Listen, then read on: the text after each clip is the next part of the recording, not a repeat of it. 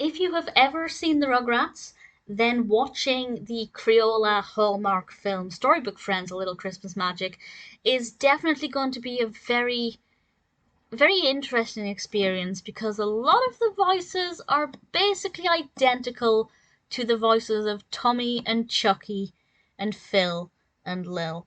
And needless to say, a lot of that is because the voice actors are the same. We have Christine Cavanaugh voicing in this. She voices Chucky Finster.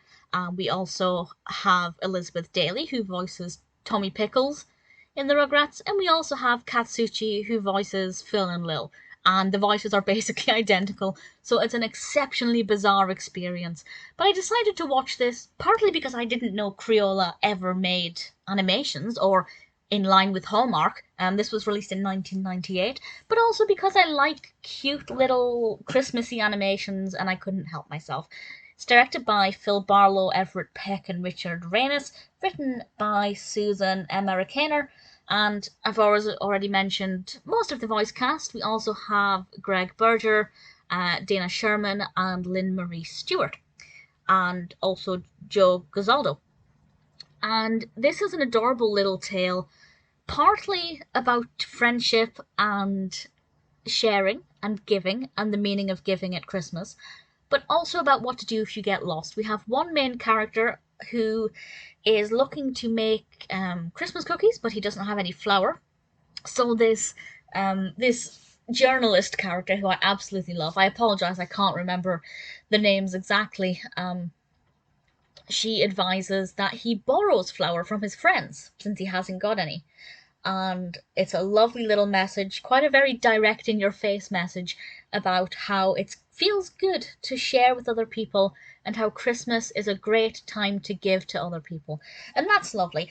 And then the other part of the narrative is these 4 children, the Rugrats, if you like, who are out in a snowstorm and they get lost, and one of them declares, I mean, I laughed out loud. I shouldn't have laughed because it's obviously quite a harrowing experience for the characters. But the character just goes, I'm going to pause, hug a tree. And I just thought, what are you talking about? But the character then went on to explain that he had been told that if he ever gets lost, hug a tree. Don't keep wandering around because, especially if your parents are trying to find you, you might constantly miss each other. But if you stay rooted to the spot and stay in the same place, you can't get more lost, and your parents have a better chance of finding you. And I actually thought that was a wonderful bit of advice that I had initially laughed at, and it actually made perfect sense. And that's a brilliant bit of advice. Yes, telling the young viewer that Christmas is about giving and about friendship and about being kind to other people, that's obviously important. But this actually has advice that could save a life, in theory. And I thought that was wonderful. The characters are all very warm and fuzzy. The animation quality is absolutely adorable. It is a very sickly sweet cartoon.